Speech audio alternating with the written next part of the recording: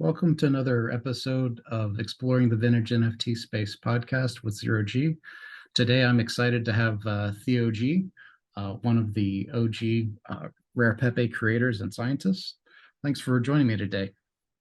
Thanks for having me. And really looking forward to chatting with you about Rare Pepes, the scene, and and where you see things going too. Uh, you've obviously one of the earliest members with several Series One cards, so really cool. Uh, Before we jump into Pepe's, let's talk about like how did you first hear about crypto, and also what compelled you to actually like take the leap and actually make a purchase? That's a good question. I consider myself an anarchist for years, I guess, Yeah. since I was probably 17, probably. And before that, I was already interested in anarchism. And I remember going to the library and looking for books about it, and there wasn't anything. And, that was back in the days, kids, before there was internet. So at the library, I literally would go to the library and just look in the encyclopedia and just read stuff because that was kind of like the internet, and look at the magazines. But I couldn't really find that much.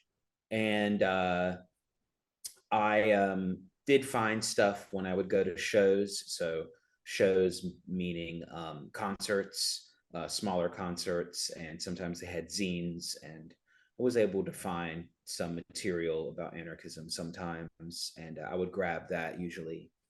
So yeah, and that lent itself then to me getting into anarchism, political activism. Was really into, before it was cool, anti-police brutality in Greenville, North Carolina, and was into the Freeman Mumia Abu Jamal, who was an American political prisoner, and also investigating political prisoners in the U.S. And then that led itself also to the anti-globalization movement, which was what you might have heard of, like against the WTO, World Economic Forum, things like that. So there were some really big events. So yeah, that was already, it was already really politicized for a lot of my life. And I've always been interested in gold and silver. My family, like everyone in my family, kind of instilled the value of that. Like I would get sometimes a silver coin as a present, maybe. Um, my uncle, had a metal detector. He's always like looking for Civil War relics and like treasure on the beach, like treasure, not pirate treasure. Although he did find some Spanish doubloons that have washed up, but mostly stuff that tourists just lose, like stuff like this maybe. But yeah, he would find stuff. So I was always interested in treasure. Um, what in Bitcoin world people, or economic world people, call hard money, because my grandparents went through the Great Depression, so they already had, and like my grandfather was, when I was alive, he was well off, but he still was, had these values of, like eat all the keep all the leftovers, and gold and silver are like real tangible things, always into that. So I always had those kind of values going on, and then mix that with me getting into anarchism. And then later, so fast forward, I'm living in Germany for a while, and you get older, so you do get Occupy happened, the Occupy movement happened, which I was involved with some, hung out at the camp here in Frankfurt some. Um, and then fast forward, so that was probably like, I think Occupy was more like 2011, 2012 ish. And then still around in or maybe it was like 2012, 2013. And then in 2013,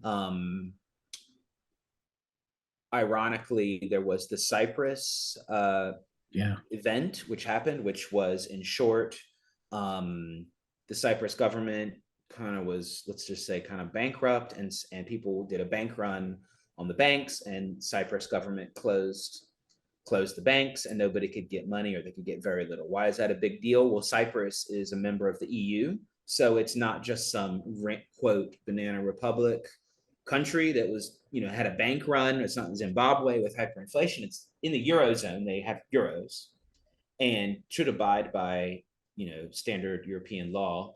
And they basically said, people, you can get like 20 euro, or you can get no money, and there were lines. So for a while, and that made the Bitcoin price go crazy. I think it went up from Well, like five to it's two not. hundred or something. Yeah, I remember that distinctly too. That was something that I thought was one of the most significant events of that era. And Yeah, there's for a little bit more context. Not only did they put restrictions on what you could withdraw, towards the end of that, with the Cyprus thing, if you had any meaningful amount of money in the bank, they you got a haircut. Like yeah, you yeah, lost, like I was reading some people lost 40, 60% of their of whatever they had in savings in their bank. They just lost it without any yeah. recourse. Well, And without getting too ironic with current events, it was blamed on the evil Russians, because it was, Cyprus was, and might still be, but I don't know, but it was stereotypically used as kind of like, shady banks, and by Russian oligarchs to kind of wash money, or to like do shady business. Also, still today, a lot of Forex bucket shops, yeah, CFD shops have their headquarters in Cyprus. That's kind of like the old school headquarters of them. I, So, they're in I think gambling, it's maybe a little bit too. Yeah. Mhm. I think it's really rich when uh, Western governments and banking institutions try and cast shade on any other institution. When like you probably know the history of HSBC. I mean, Yeah. like all Right. Yeah. there's no legitimacy to any of this any of these Yeah. I institutions. mean, what would they do if they didn't wash money? I mean, Jesus. Exactly. And like Deutsche Bank is in, if there is a banking scandal, Deutsche Bank is involved. I mean, name one they're not involved in. They're in every one, basically. I mean, too big to not be involved instead of too big to fail. It's just, Well, whether that's gold fixing or any other. Yeah. Mhm. one other thing I thought was really fascinating. Um, I learned after I wrote this article, and I was kicking myself, is I learned this year that I think it was part of Dodd Frank. They Mm, uh, they wrote into the law the ability to do bank bail-ins in the U.S. as well. mm. Oh, wow. Yeah, I know, right? It's wild. I mean, they did it by default anyway, but just to Yeah, like do it over the top like that is crazy. totally. So, so you can see, like, I already had political background, and ironically, in some ways, especially when I was younger, or back in the day, back in the glory days of the anti-globalization movement, let's say, which then kind of morphed into Occupy. You could say a lot of the same people. Um, it was very anti-capitalist. That was like one of the main tenets. Now, that being said, if you look at it now, a lot of the things that were criticized, it's about, how it's not really capitalism, it's not free capitalism. So, but we were just saying, how it is set up now is fucked, because the companies get to have, or live by different rules than us, essentially. So yeah, that's a real short version of some of the things that were going on. And then in 2013, the Cyprus thing happened, and ironically, I was, prior to that, about, I'd say like 2 or 3 years prior to that, I had gotten into domain names, buying and selling domains, making little websites, stuff like that. And I was hanging out in the troll box of a website called namepros.com, which still exists, still a big, it probably is the biggest domain name forum. So it's kind of like the Bitcoin talk of the domain world. Okay. Yeah, and I hung out in the troll box there a lot, and and then people were talking about Bitcoin out of nowhere, because the Cypress thing. I was like, yeah, I heard about the Cypress thing. There, some people were like, yeah, I just, I bought some and like it went up, and then the next day it went down, and I don't know what to do. And some people had made a little bit of money, and people were just talking about it, how it's a scam and everything else. Some of the same conversations we have today. And I thought it was a scam too at first, because being around domain names, you're involved with affiliate marketing. So you've seen every like scam, multi-level marketing scams, people selling courses to teach you how to sell courses, to teach you how to sell courses so you can get your download. Now, literally, right? That's still what goes on. You So, gotta respect the hustle, man. you gotta respect the hustle. No, hustle is great. And you know what? That's something and you still see as far as like selling the axes and the picks. Like a lot of the people that made a lot of money and still do, like back then, were guys doing logos, because all those people need logos. They just were like, well, I don't really do affiliate marketing, but I can make you like a vector logo, and they had tons of customers no matter what. So that's probably like, that was real interesting. But anyway, they're talking about Bitcoin. My first reaction was, sounds like a scam. I started reading around. Someone said, yeah, you can get free Bitcoin at the faucet. It's like, all right, let's just do this. So I started, I think I had like a blockchain info wallet was my first one, which is an online wallet, non-custodial, but online. And I went to some faucets and I gathered, a little bit of Bitcoin, and I learned about it bit by bit. And the next thing you know, it just so happens that at my co-working space was a Bitcoin meetup scheduled. And I said to the guy that ran who the hell is doing this? Or it's like, yeah, my friend called. He wants to do this event. And I was like, great. So I showed up to that. So I was at the first Bitcoin meetup here in Frankfurt. So we all then later said, everyone that was at the first meetup is a co-founder. So we can all say that. So I'm officially co-founder of, even though I didn't organize that one. I organized a bunch of the ones after that, and helped organize a bunch of ones after that for a few years. I don't do it anymore. It's a lot of work to actually do a regular meetup. But yeah, so that's how I got in to crypto, to Bitcoin.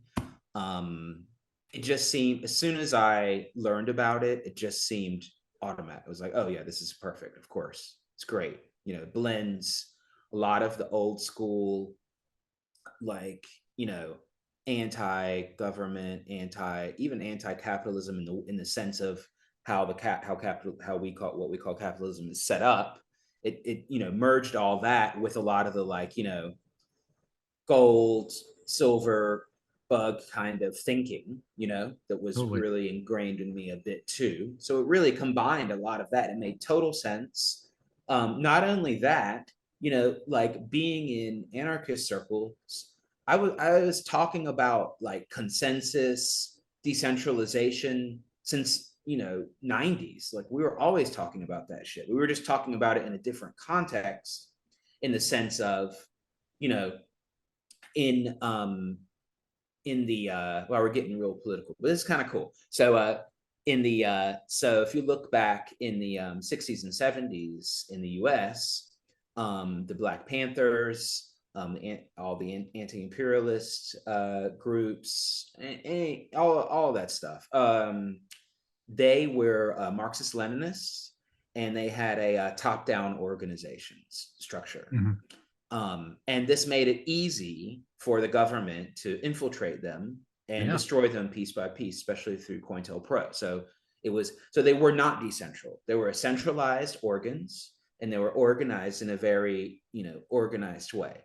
And this guy, Lorenzo Cambura or Irvin, who was a Black Panther, who it sounds crazy because people just did it back then. I think sometime in the late 60s or early 70s, he hijacked a plane to Cuba, actually, and then somehow ended up in East Germany, and then got captured by the US in East Berlin. I don't remember how, but it's some crazy, spectacular part. But he was a Black Panther, and he was wanted for murder or inciting, or I don't know what, all kinds of shit. He went to prison. He got out, but it was in prison. He wrote a book. I think it's called I do know it's called Anarchism in the Black Revolution. And no matter what your politics are, or what you think of all the BLM stuff going now. Have an open mind and take a look at that. It's interesting because what he does is he, in some parts of the book, he talks about what I'm talking about, and he had a pamphlet that talked about what I talked about in the sense that he was like, look, if you want to if we want to do it, if we want to change anything, then we have to build a movement that is decentral. It's not going to Yeah. work with centralized, and he had like, he was like, this is not going to work ever because they're going to infiltrate. Yeah. Oh, and to your point, not, I mean, they've proven time and again that they're not just willing and able to, but they will infiltrate, and they're also willing to murder too. That Oh was, yeah, sure. with MLK, and I don't know if you ever saw it, but one thing that came out through FOIA about during the Occupy protests is in I believe it was the Dallas um, DHS.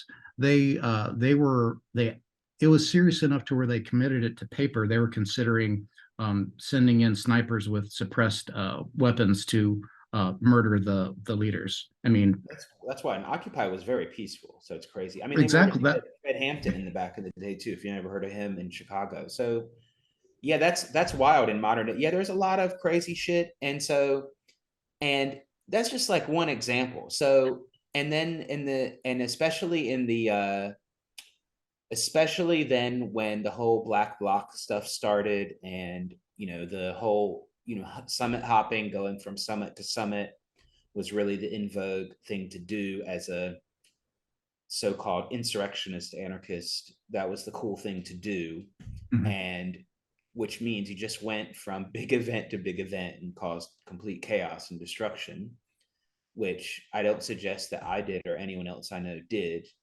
and I don't think you should do. I'm not saying, what I'm saying is that was what people were doing, and what they Other were talking. people, not you, exactly. Exactly, and what people were doing was doing that in a very decentralized way.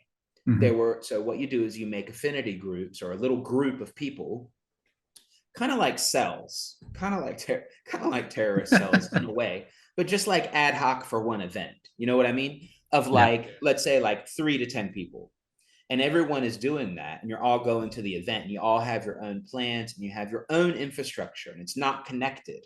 So it's just this like one big call to come to the event from this like magic place, and it's like, hey, this is this big event, like call to action, and like maybe some like joke name groups like sign it, or they're real groups, but like essentially it's just like, hey guys, it's going to go down here, make your little groups, show up and do something. And so that makes for some problems too. But it's very decentral and it's hard to stop. And that's true. So, and then as far as consensus is concerned, um, that's a big thing as far as like, if you're in a group, not these action in these action groups a bit, but more like in a bigger group. Like let's say there was an event, and like you'd be like, okay, we're going to send people from our group to this event, and everyone, there would be like a big discussion, and there would be an attempt to come to a consensus, which is really hard to do. And that would mean like who, not majority like voting. It's like, no, we're trying to come to a consensus where like everyone agrees on some principles for this event, or in squats or other alternative living situations, some of which where I've lived at in the past. That's a big thing too. Usually that's structured in a way where every week there's a weekly plenary meeting, and it's kind of basically mandatory. If you're going to live there, it's mandatory. You're expected to show up. Mandatory is a funny word because like who's going to enforce it, but it's kind of like you're expected to show up to this weekly meeting, which can go on forever because of the whole consensus thing. And sometimes, depending on the how it's built, usually it's not by majority or it's by like almost consensus, but like most of the time these plenaries, they try to reach a consensus. So if you're one person, you could block a decision, basically, is what it boils down to. So I've been in groups like that. I've had endless discussions. I know a lot about consensus from firsthand experience as far as that kind of consensus. So, all these words were coming out when I saw Bitcoin. I was like, yeah, I know. that's crazy. This is just like a digital version of some of the things that we're already trying for years and are really hard to do, but Bitcoin does it.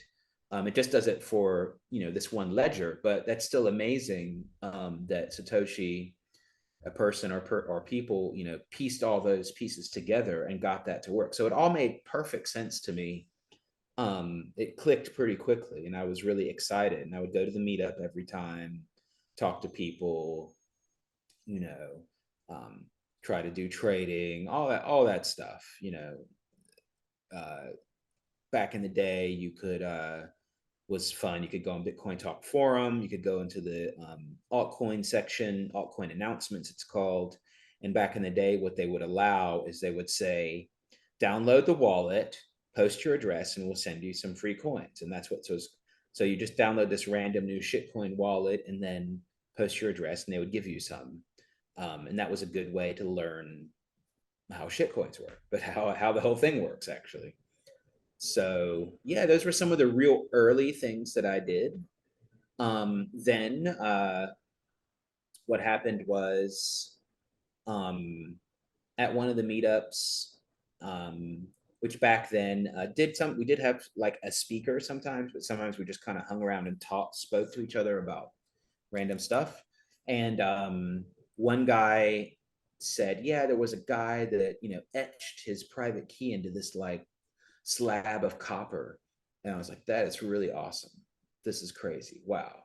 He said, okay, I get it now. Okay. I had known about paper wallet. I was like, yeah, of course. You could just sketch it into, you know, this was before there was no Trezors, there was none of that shit. There was just wallets and paper wallets. And I was thinking then later, I thought, wow.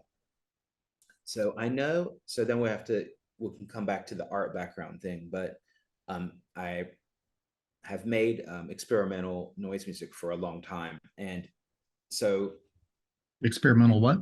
noise music, sometimes called Okay. noise music. It's Okay. just like, yeah, experimental music, you could call it.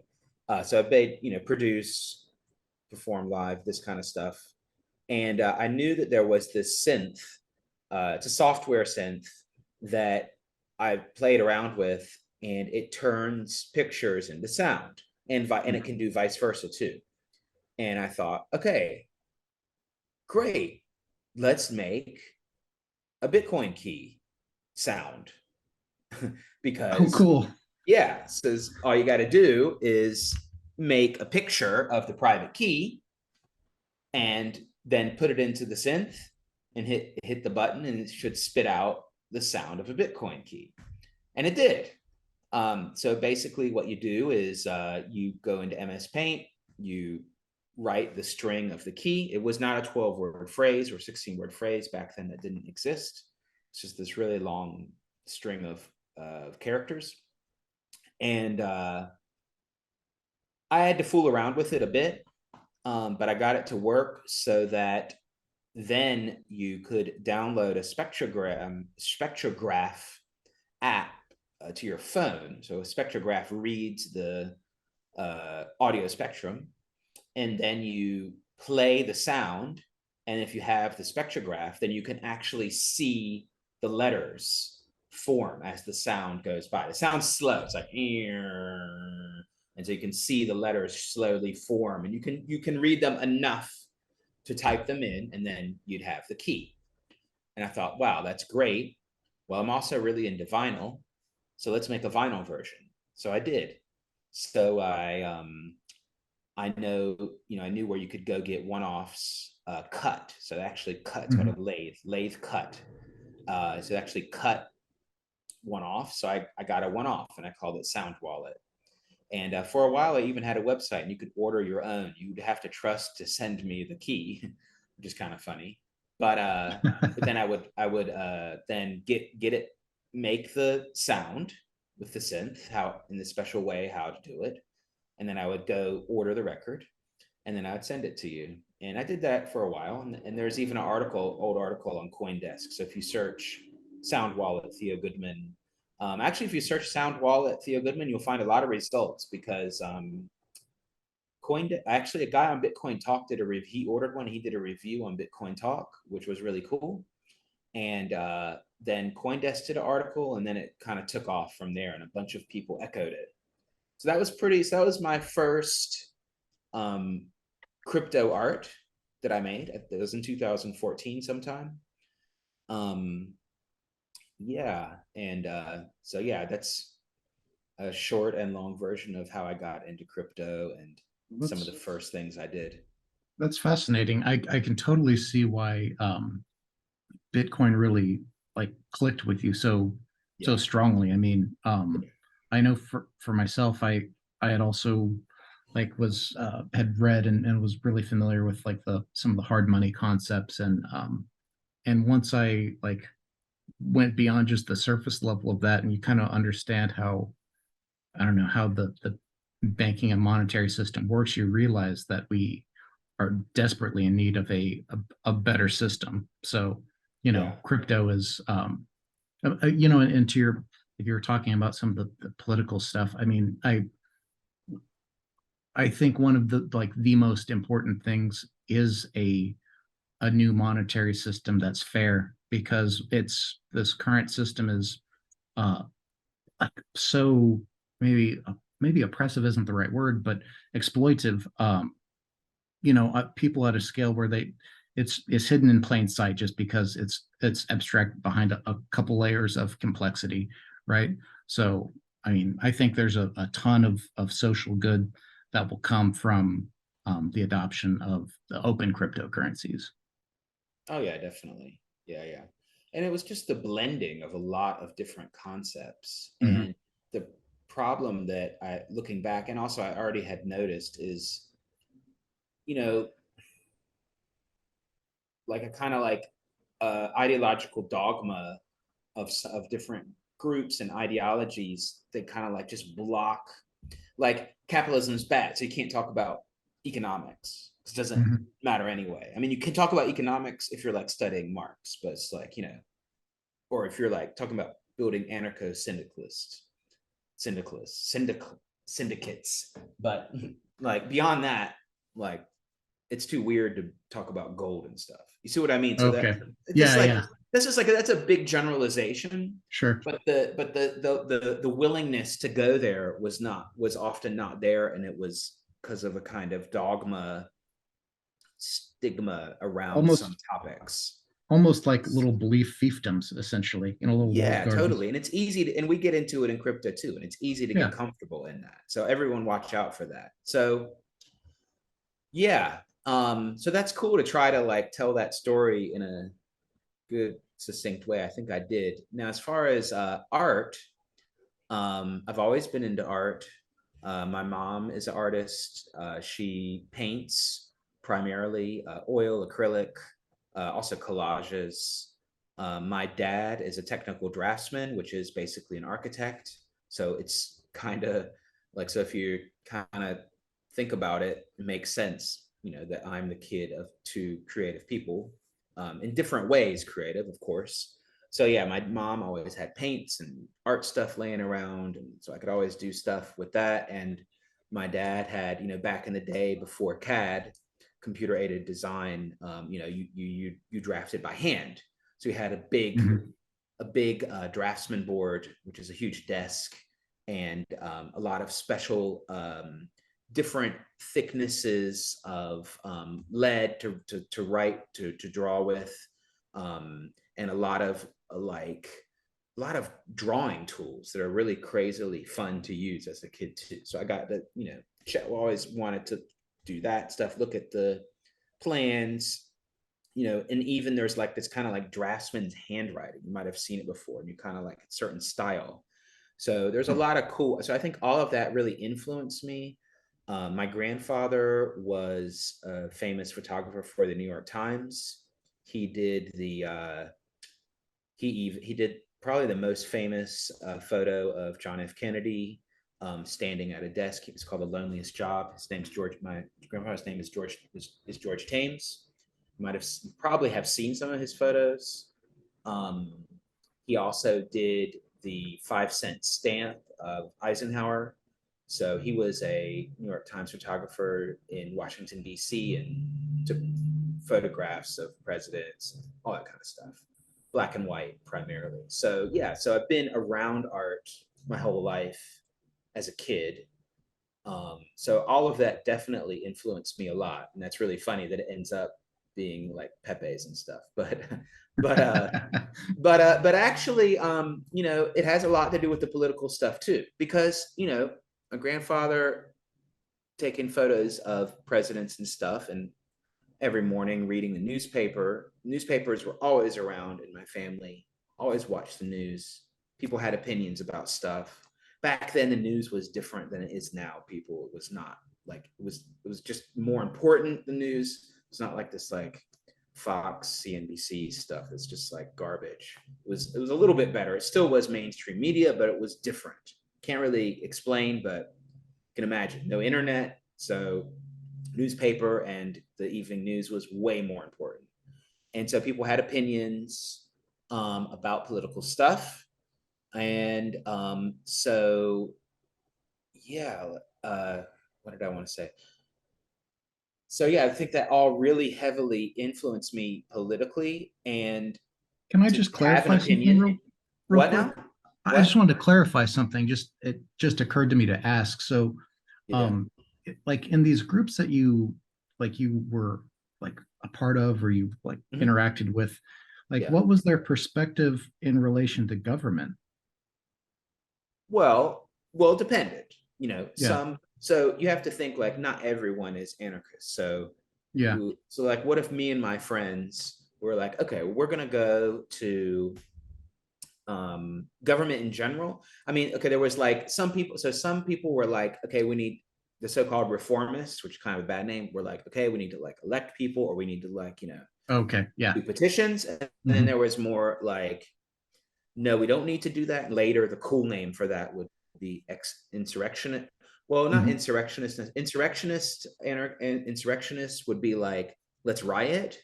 And then there were more like, no, let's form collectives, which sounds funny, collective sound, but let's like form hmm collectives and like build stuff outside the system, but still here.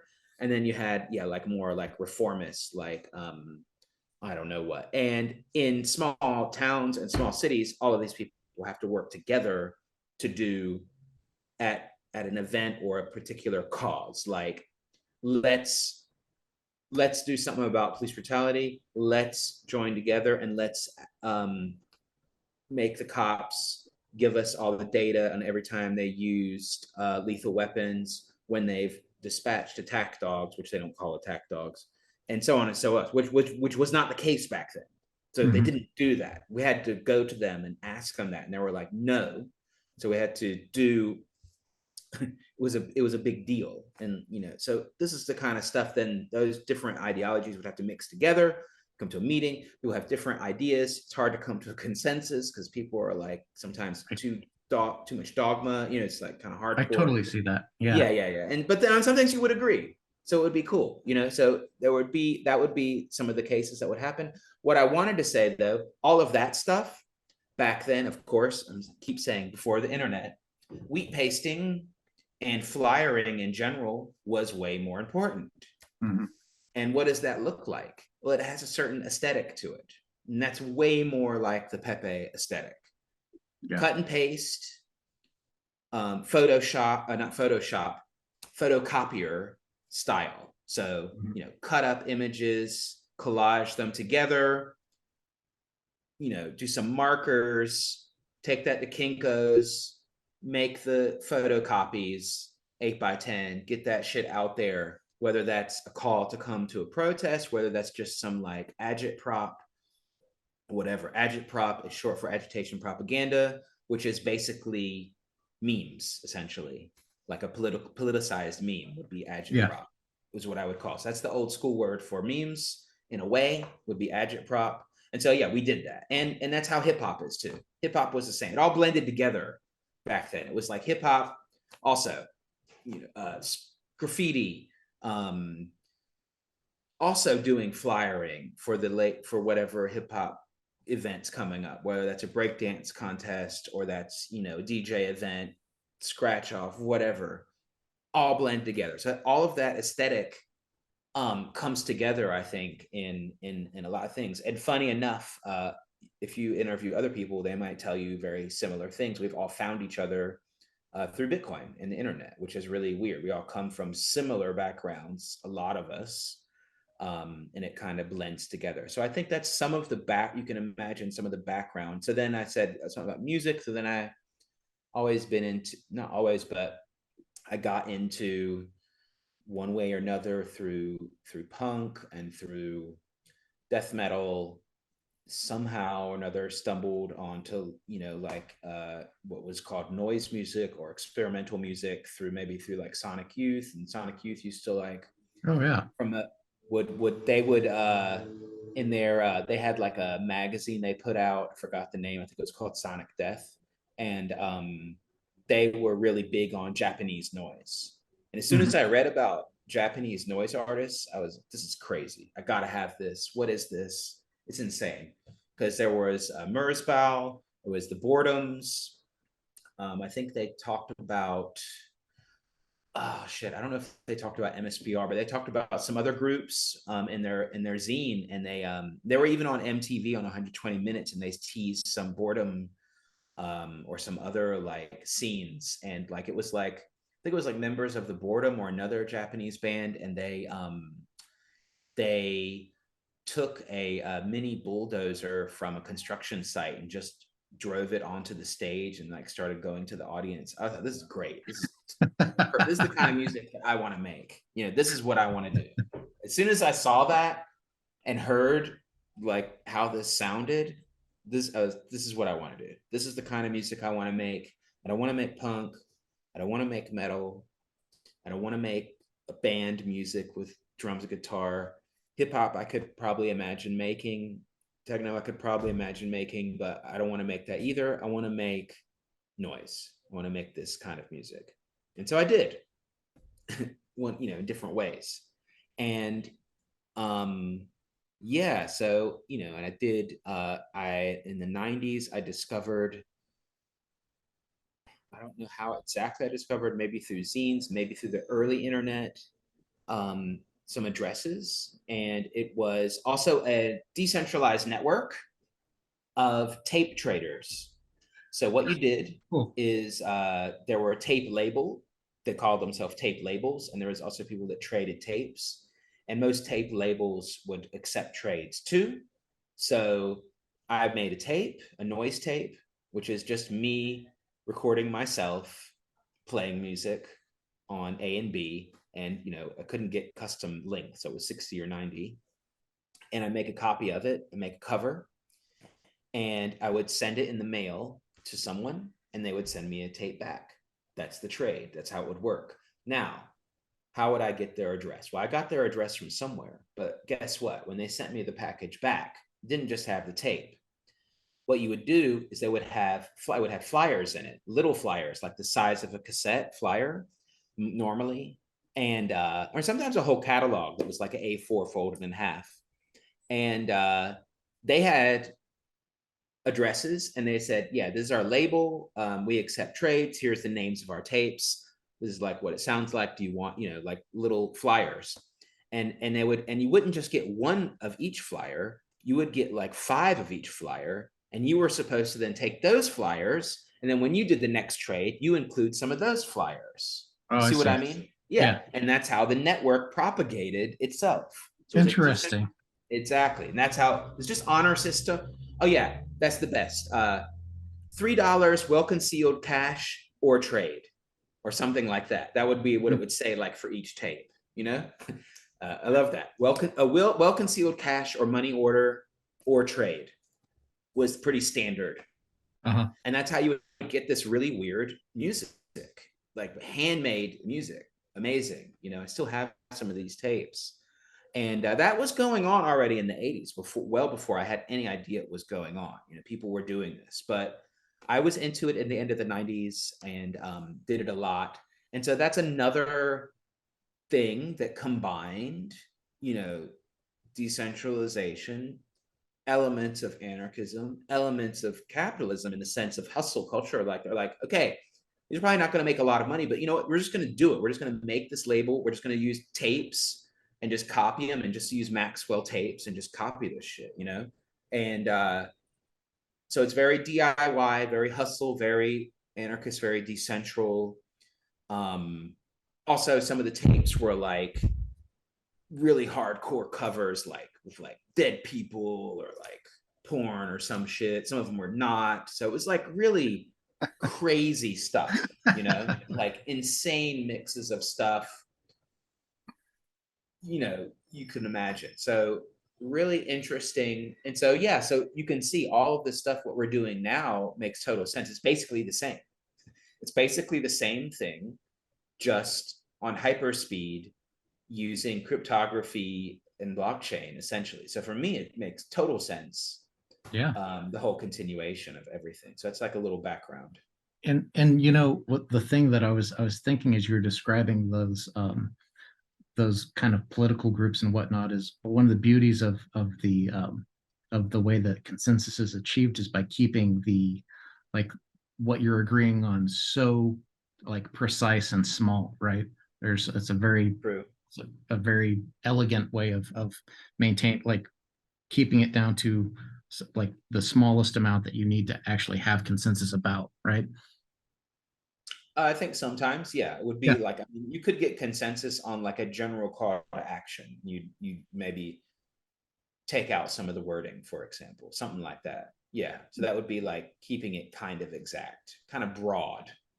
I would say more broad sometimes than Yeah, exact. I would say that. Or exact, like, hey, Yeah, we got a $50 donation. What do you want to do? Go eat pancakes, everyone? Or like, do we want to buy flyers? And there would be an argument, and then be like, okay, well, this is what we're going to do. yeah, I mean, it with crypto, we're keeping it in most of these networks, like, to the like such a small layer in terms of like an agreement on, what the balances are, what's a valid Yes. transaction. I Yeah. mean, it's, you know Yeah, that's great. Yeah, it's exact Mhm. and broad at the same Exactly. time. Yeah, Hmm. it's what you said. Agree. Yeah, totally. Yeah, that's easy to get consensus on. Yeah. It's harder to get consensus on other things. It's true. Yeah. Step by step. Yeah, interesting. So that's a fascinating background. I used to listen to Sonic Youth and some of that stuff. Probably not at the time you were, more in the 2000s, but I definitely know the references they were making to that Japanese noise scene back in the day. Yeah. And plus, they were also experimenters too. They would Oh modify yeah. their own guitars and all Oh sorts of yeah. crazy stuff. So Definitely. yeah, yeah, that's really fascinating. So you have this background in crypto, and which totally makes sense with your political and economic, like, just you know vast influences and understandings there. Like, so when did you first find out about, like, and it probably wasn't called NFTs back then, but essentially, like, these digital ownership that was enabled by blockchain.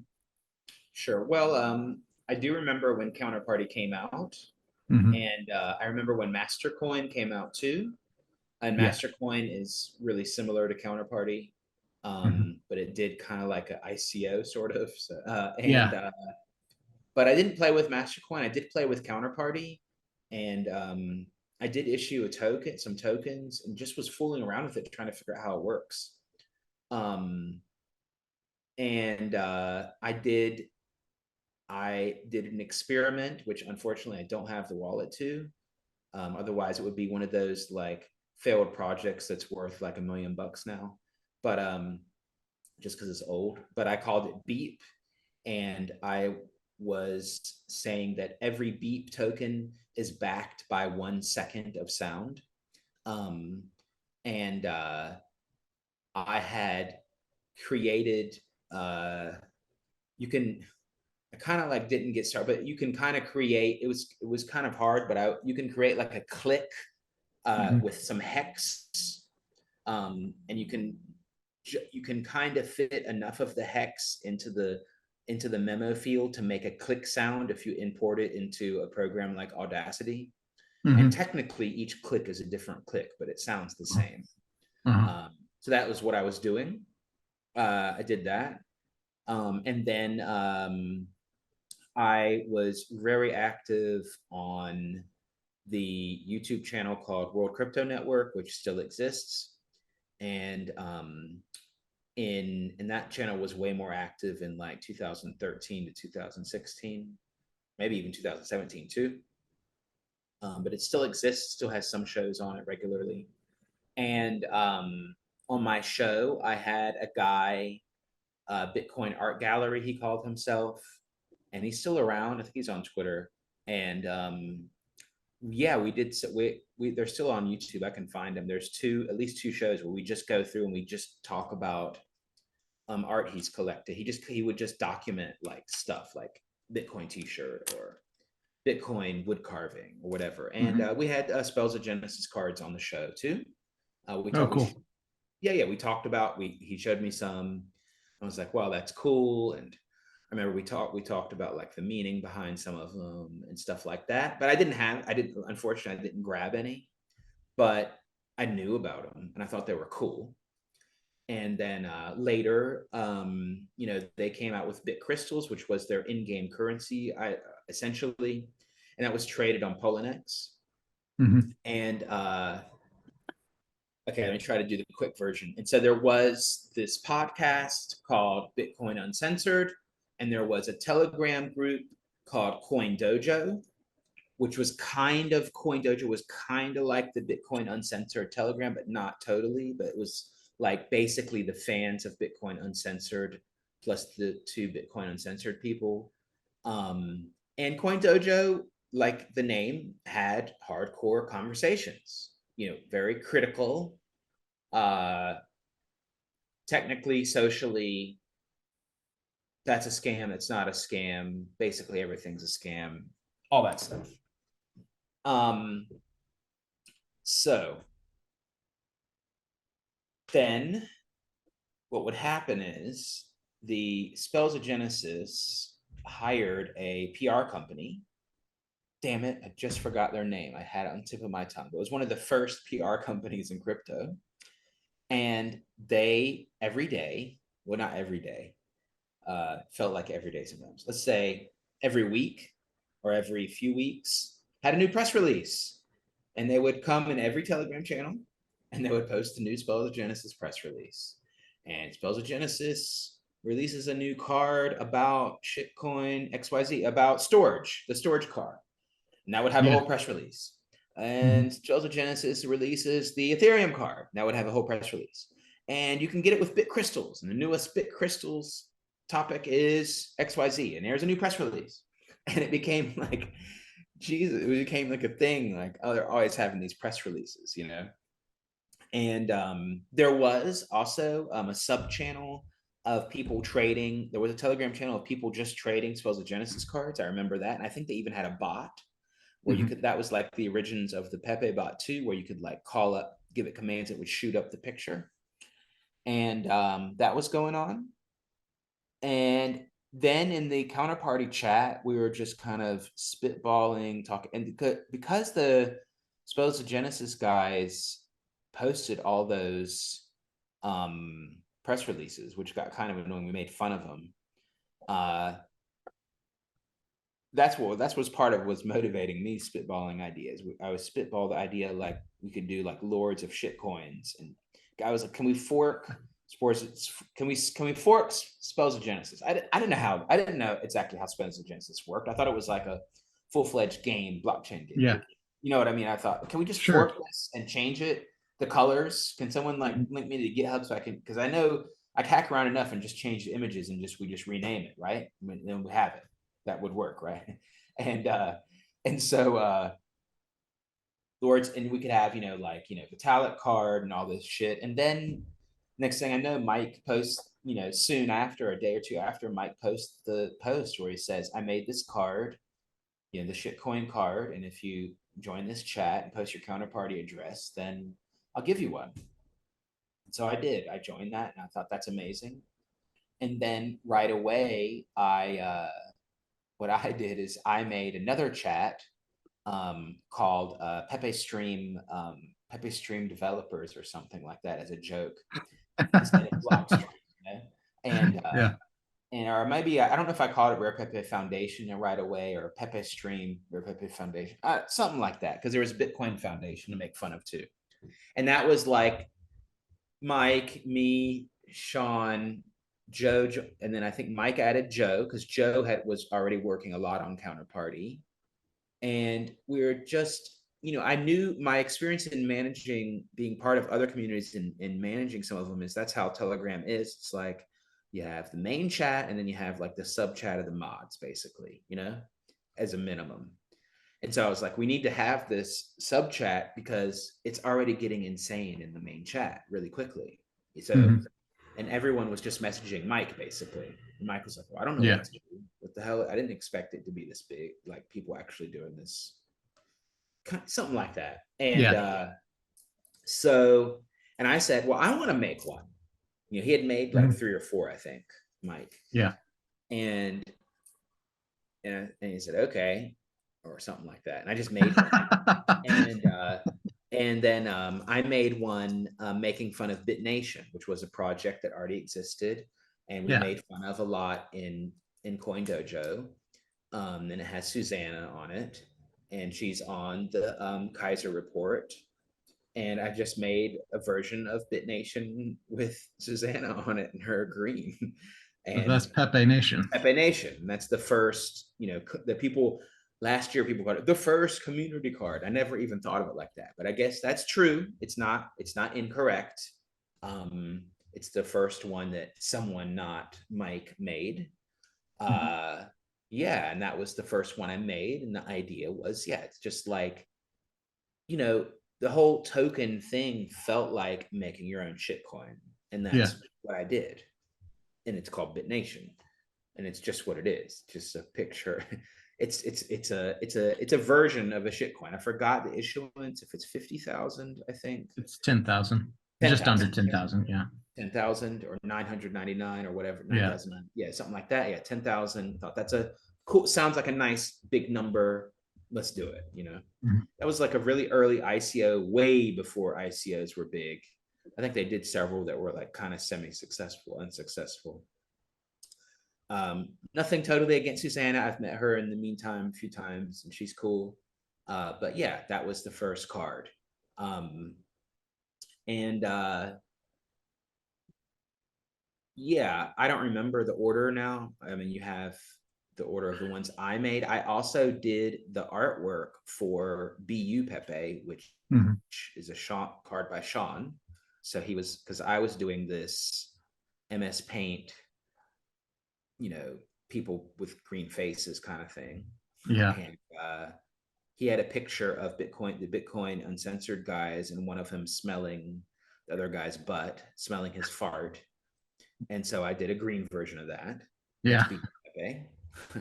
And I remember Joe was like, that's not a Pepe. It's just like green face. Like, what is this shit?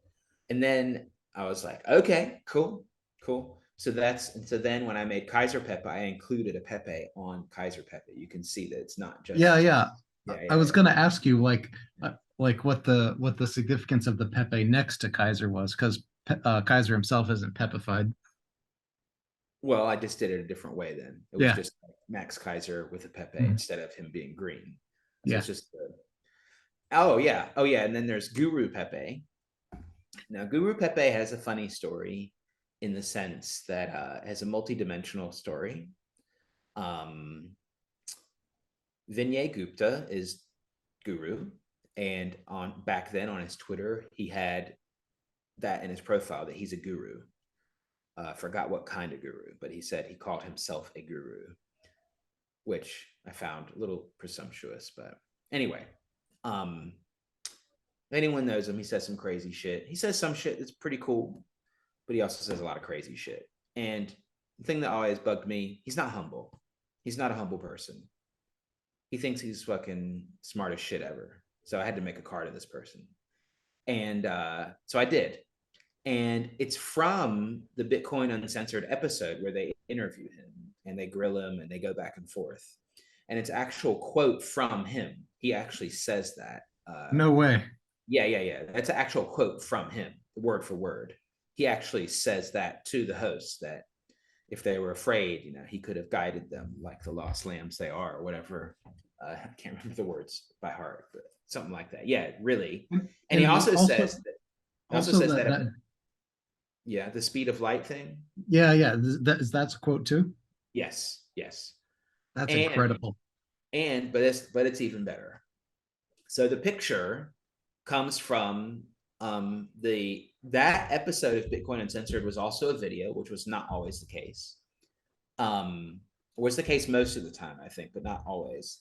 And it's from there, but it's true. Dan Darkpill made the meme with the you need the speed. Bitcoin mining works because of the speed of light. That picture of a vignette Dan Mhm. Darkpill made on Twitter. He posted it on Twitter. Okay. And I took it and I said, Dan, can I make a card of this? And he said, yes, just give me some. Because Dan was making cards too. And so I did. But I added, of course, my special green face art, which is using MS Paint, and you zoom in really close and you really get into every pixel of every shadow and you get it really good. And that's what I did. And and then I took the other quote and I put it in the card. Boom, Guru Pepe. And I sent Dan half of them, which I think is like 500 of them. And because I think I made 1,000.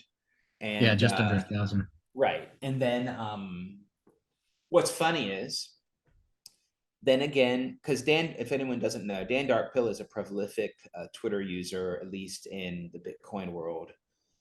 He has some good memes. He has some very good Pepe cards that he made, but he's also a prolific rage quitter. He will rage quit Twitter and then it'll just come back out of nowhere. And he rage quit Rare Pepe.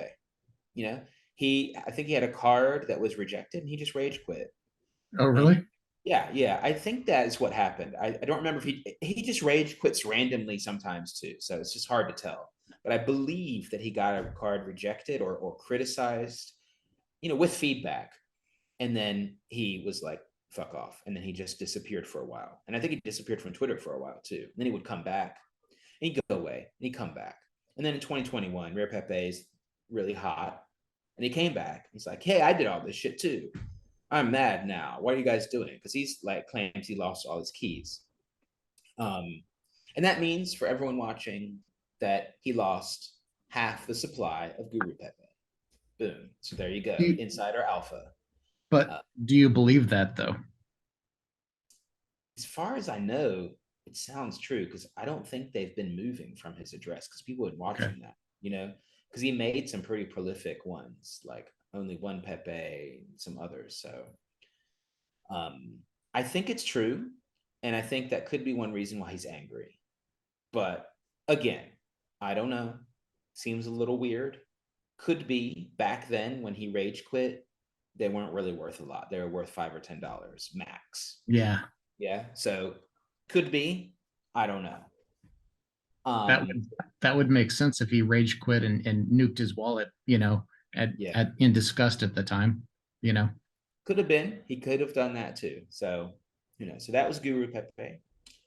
I don't know if that's the second or third one I made. Then I made That's the Kaiser Pepe. third. Yeah, Kaiser Yeah. Pepe was just because Max Kaiser was more prominent then. He's a nut case, like we know, love or hate him. The screaming. I used to like to watch. He was a bigger deal in crypto back then. Yeah, he also Uh, like for a lot of the like gold and silver people, he got a lot of hype because of his yeah, tirades against JP Morgan and the gold and exactly, silver manipulation that was going exactly, on. exactly. Yep, definitely. And so that's why it says on there. So if you look really closely at the detail, if you zoom in, it doesn't Mhm. say RT, it says RP for Rare Pepe. Oh, nice. Yeah. And it says Kaiser Pepe has all of your gold. Or for what? Damn it! What does it say? Something like that. All your gold and silver belongs to Kaiser Pepe. All your gold and silver belongs to Kaiser because of his gold and silver whole thing. And yeah. And then that was used in part to brigade Kaiser, and then eventually he did 2 shows about Rare Pepes. Oh, sweet. Yeah, yeah. So we really brigaded him on Twitter a lot in DMs, and I know I sent somebody, uh, him or Stacy, at least one of these Kaiser Pepes. Oh, that's So fun. yeah, yeah, yeah. So that was that one. So let's see. And then there was high yield investment program Pepe, so HIP Pepe. And back then, when they came out, that was a bigger thing than it is now, which is essentially a high yield investment program, is essentially a Ponzi, with a fancy name. And there were a lot of centralized ones going around crypto, but centralized, like a website. It's like, deposit and then come back tomorrow and get your like yield. Yeah, yield farming, but like really shady centralized yield farming, Yeah. essentially. Yeah. And of course, some people did make some money and a lot of people lost because the website would just go down or something, essentially. And in the picture of so I'm doing this without looking at them, so I'm just doing this by memory. I think both Ponzi Pepe and Hip Pepe have the same ones on the monitor, They but do. those are 4 high investment yield programs or Ponzi's of the day, Okay. in that actually existed then when I made it. Um, and So yeah, that was an important thing because there was a real big one. The lower right hand corner picture is this guy who's part of the Russian Ponzi. I don't remember if it was GGG. Dad, I have to look it up. But that was a really big one, and that was so big that people were like, the GGG people are like dumping their coins, like kind of big. It was a Hmm. lot of people into that Ponzi. You know, so that was a big deal. And it was just like commentary on, what was going on then, basically. There's so many scams. I mean, and it's so There's so easy many to scam. scams. Yeah. Yeah, totally. Yeah, yeah. And yeah, and then I just decided, and then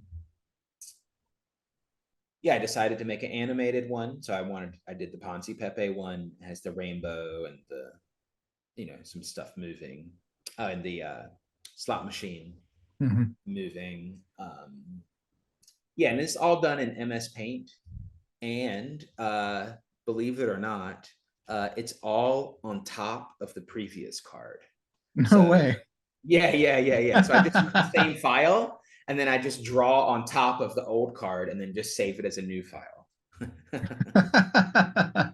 That's funny. Yeah, yeah. So every card is connected in that Yeah. sense. Yeah, yeah, yeah, yeah. Yep.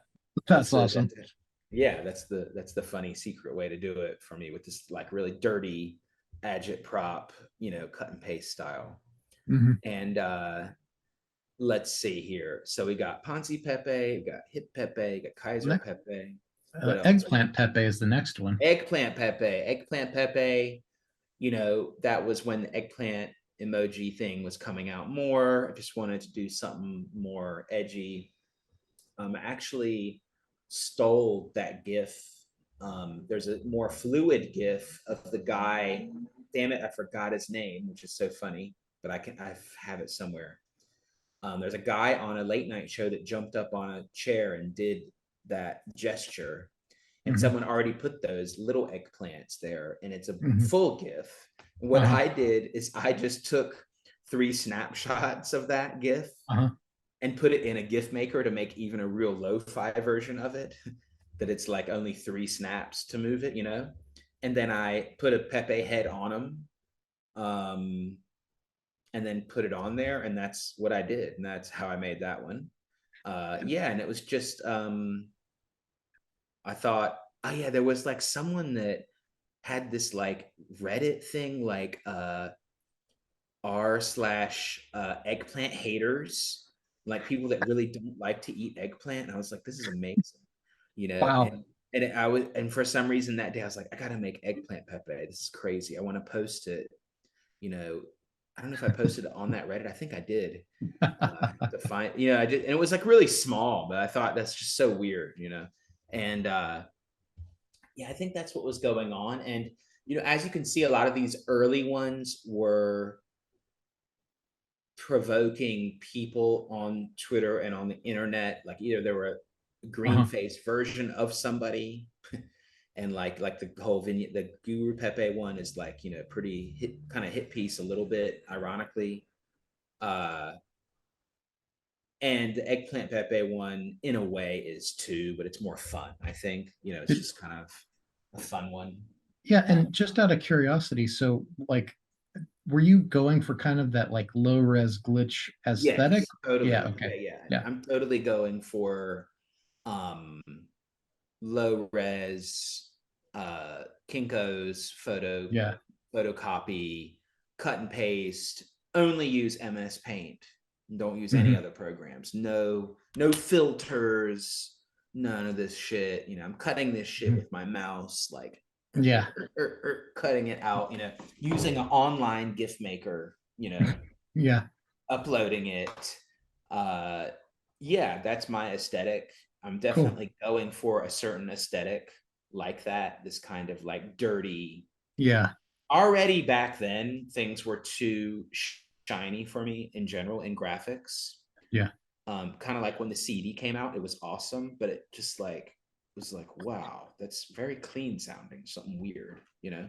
So yeah, that's why I think I have that in a lot of my art in general, a kind of grit to it, dirtiness, aesthetic.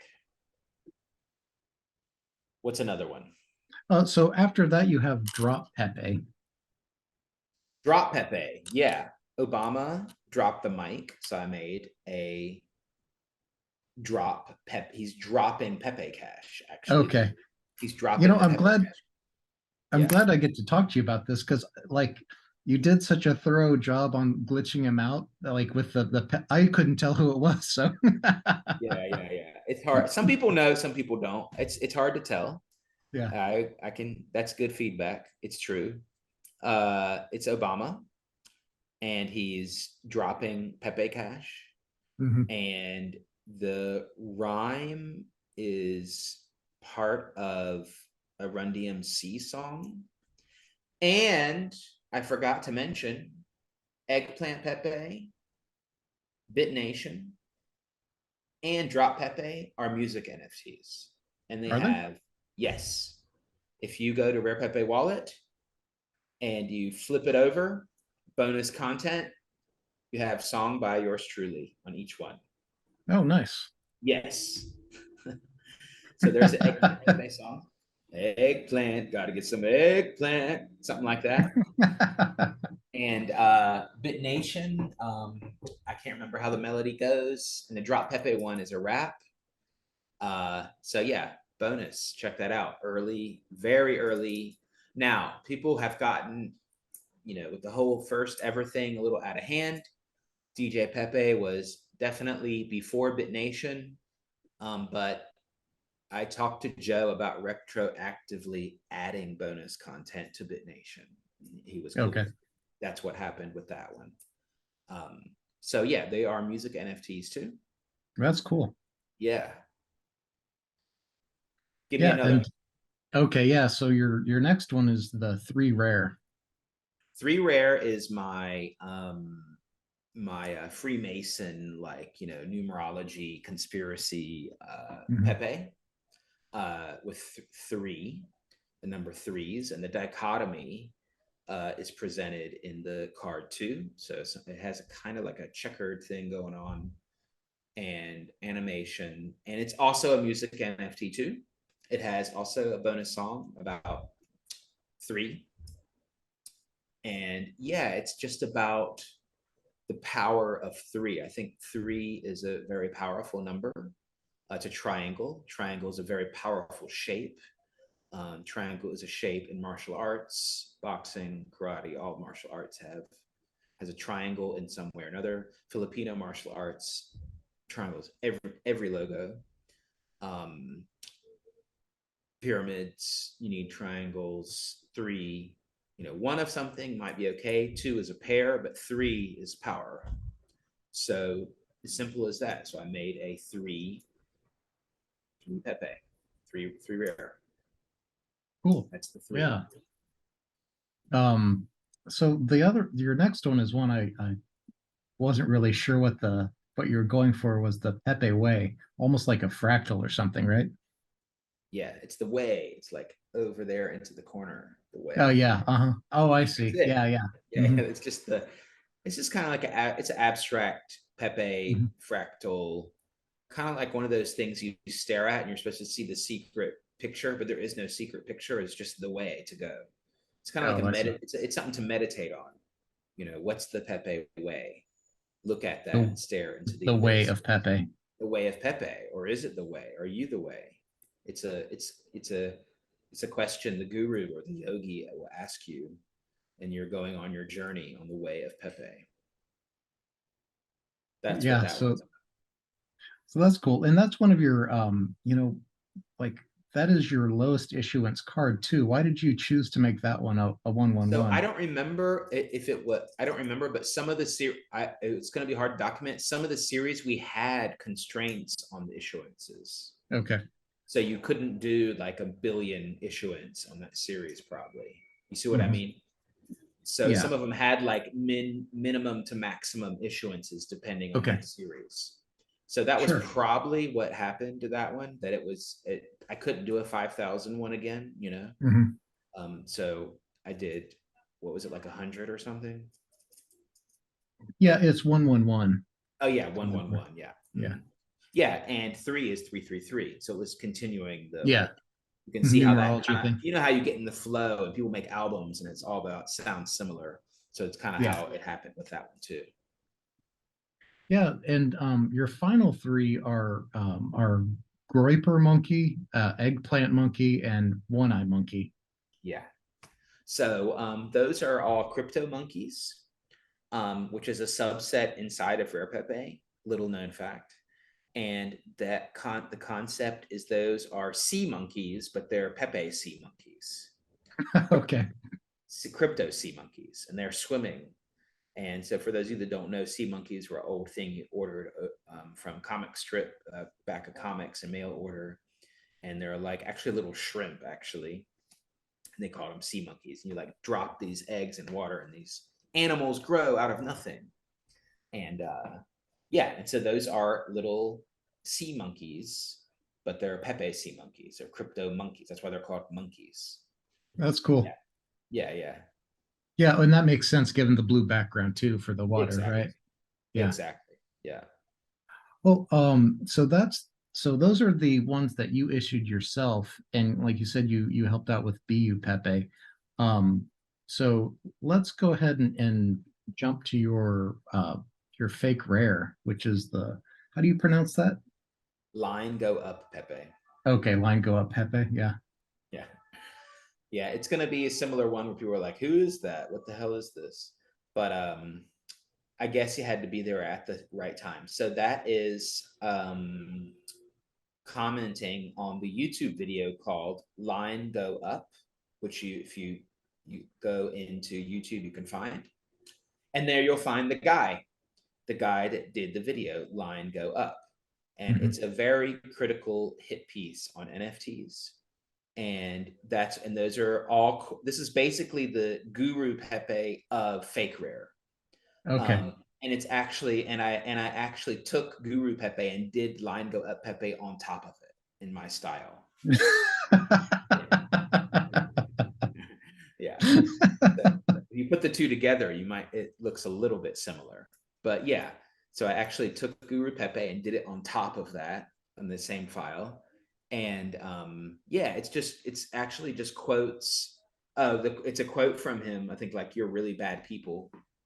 Okay. And he did say like in the video that he had the avatar of like corn or something, and like all this stuff. It's just about how the really hardcore criticisms of NFTs that were happening just as the bull market was coming to the end, or at its peak, actually at its really high peak, like after the Mhm. 2021 NFT NYC, and the madness and everything, he made that video. And I mean, some parts of it are true and correct, but a lot of it is complete bullshit.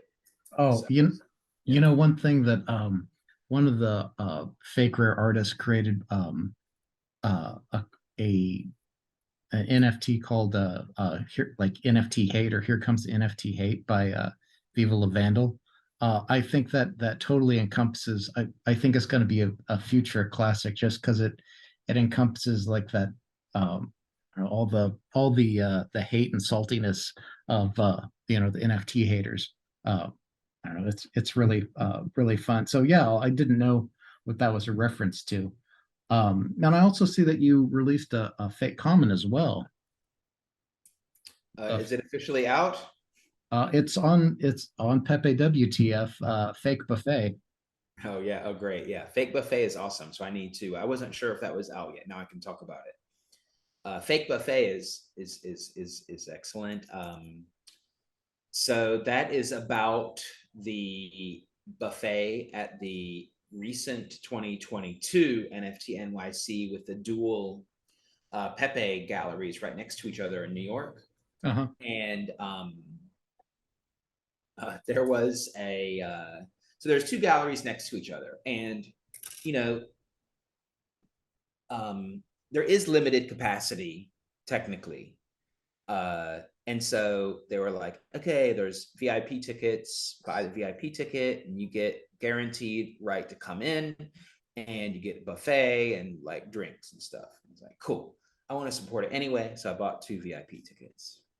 And I went there and it was great. And like, you know, the DJ was there and art was amazing and both galleries were amazing. And, you know, I went over to the buffet.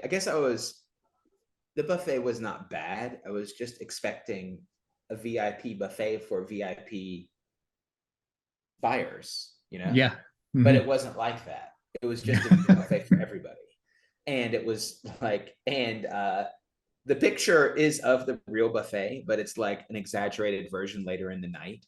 Yeah. uh, and because it just got to this state where I started making fun of it. I was like, this is the VIP buffet. Look, we got VIP paper towels. We got some peanuts, popcorn, a bag of popcorn like you buy at the gas station, you know, and Yeah.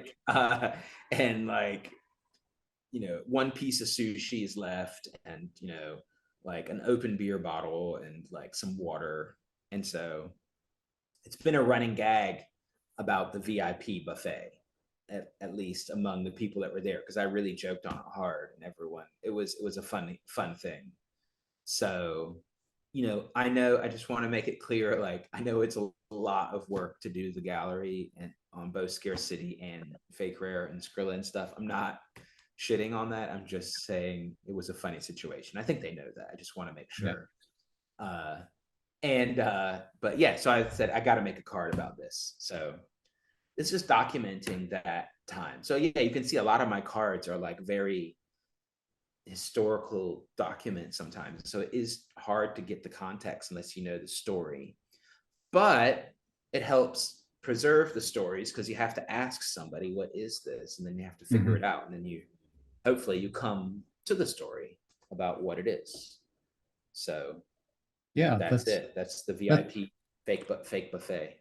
that's a good point. A lot of Pepe's really are capturing a very specific moment in time. You know. So Yeah. um so I mean, speaking of fake commons and fake rares, so I'm assuming that well, I guess before we talk about those, let's talk about your role as a scientist. So I know that, so Mike started out the project and was handling the submissions initially. When did you get involved in contributing as a scientist? Well, the whole, remember when I said I made that side Uh-huh. chat in Telegram right when it started Yeah. almost? That's essentially the scientist chat. And, Mhm. you know, I mean, you could say the science, yes, Mike was doing the submissions alone for a long time or for a while, um, in different phases. he would consult with us, be like, what do you think of this card? Is it too much sometimes? Or he'd be like, I'm going to stop submissions now, have a break, and we're going to like bring it on, talk to us. But he was doing it mostly at the beginning, basically. Um, then Joe, of course, was hosting Rare Pepe Wallet when that got started. And he was like, well, I'm not going to host a website with this and this kind of pictures. So that's a no-go. So that was a limit too.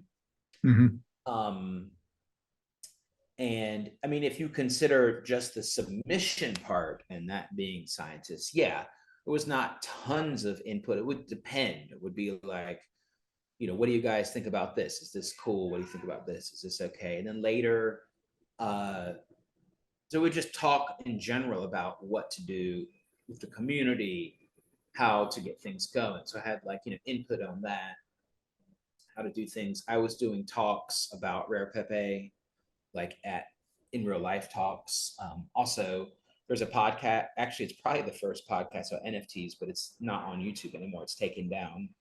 I did that as Rare Pepe Scientist, you could say. So I was doing more like talking to people about Rare Pepe, and having some input on the submissions, doing moderation of the community. And then that's why I called it Rare Pepe Foundation. That's like we're doing talks and stuff, but there was no real foundation. Of course, it was just a joke. Um, so yeah, I mean, definitely we had conversations about, hey, what about this series? What do you guys think about next series is all hand drawn? And we'd say, yeah, that's cool, or that's not cool, or what about the issuances are too crazy? What should we do about it? So we would just have these discussions, about that. So that was funny. Yeah, like one of the discussions about the issuances that people don't realize. That's what would happen is. So yeah, I guess it's like not as a scientist, but the whole auction thing started parallel to that too. I can get Mhm. into that. Sure. But like what would happen is some real low issuance cards came out. I forgot which one, but was sold were UFO Pepe, which is not super low issuance, but some others were sold at one of the auctions I did in the Ric main Flair channel. Pepe is one of those where. Yeah, but one of them sold at auction for like $100, and Mhm. it was in price to an XCP, and people went completely berserko. And then they wanted to only do mega low issuances, basically. Oh, I And see.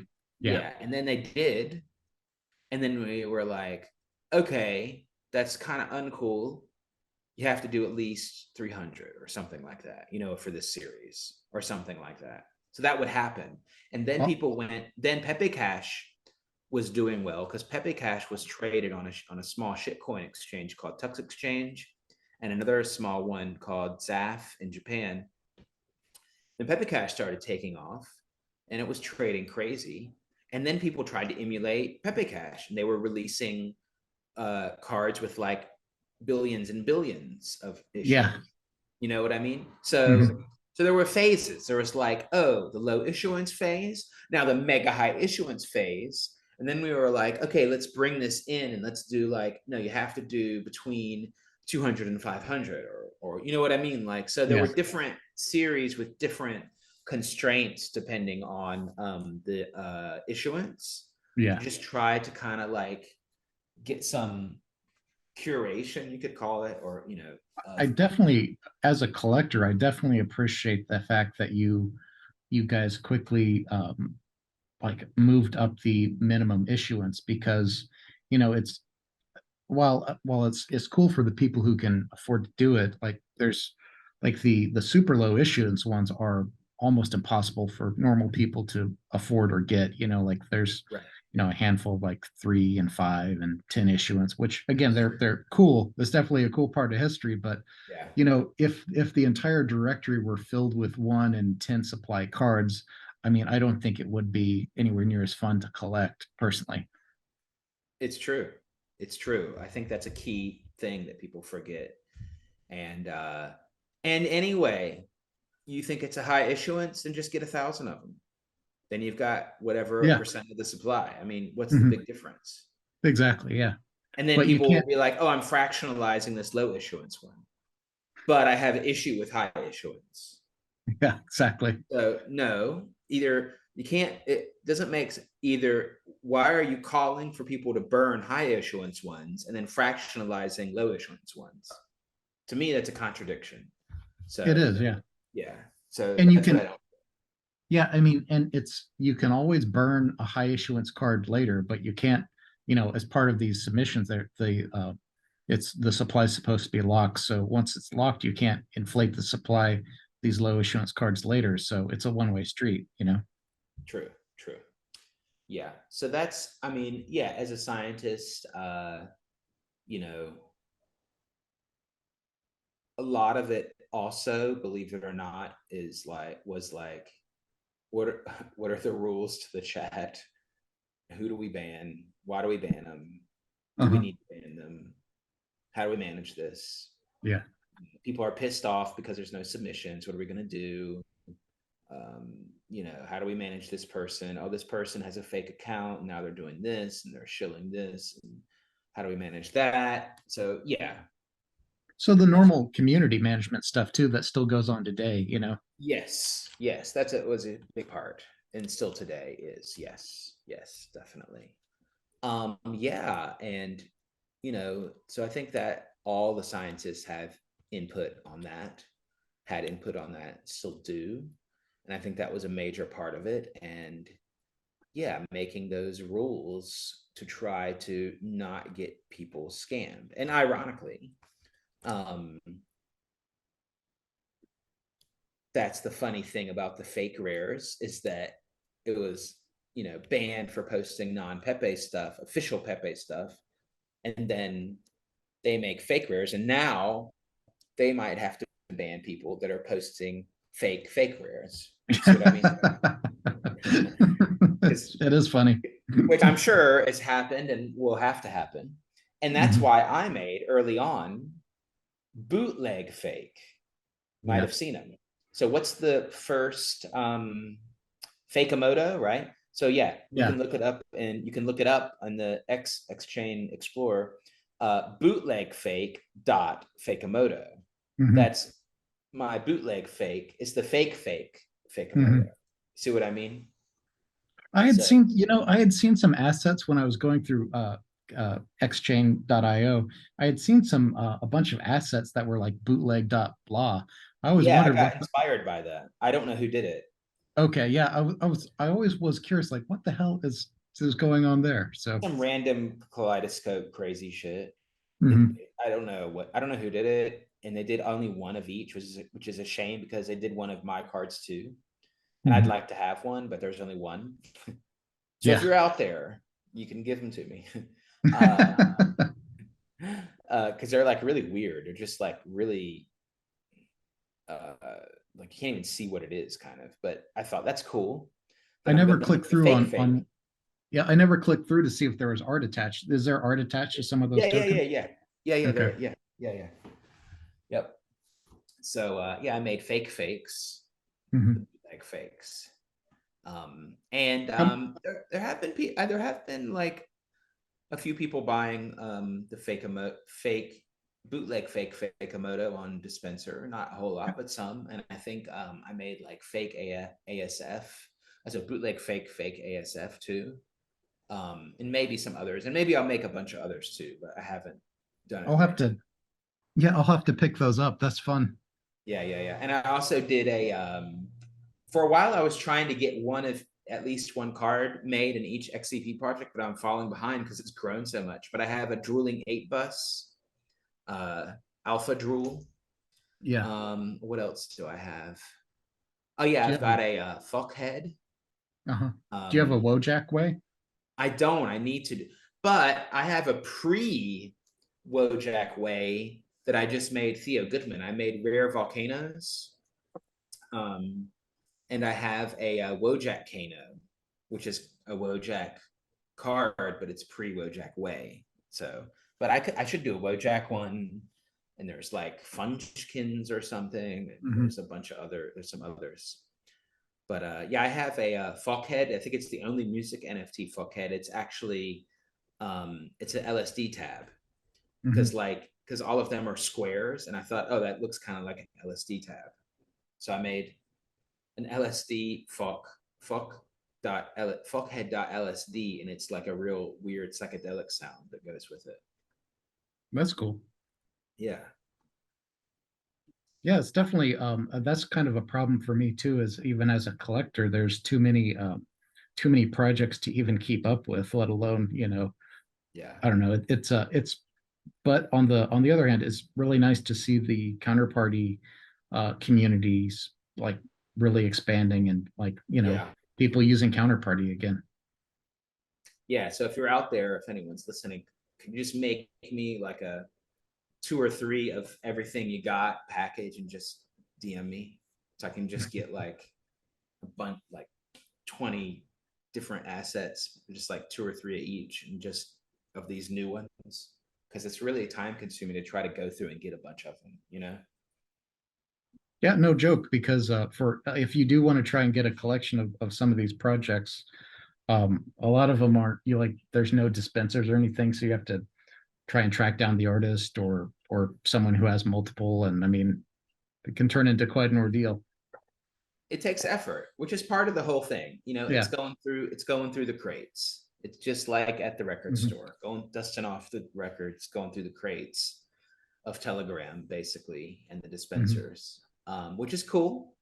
But if anyone wants to just sell me one whole crate of new XCP stuff, that would be great. Yeah, that'd be pretty convenient.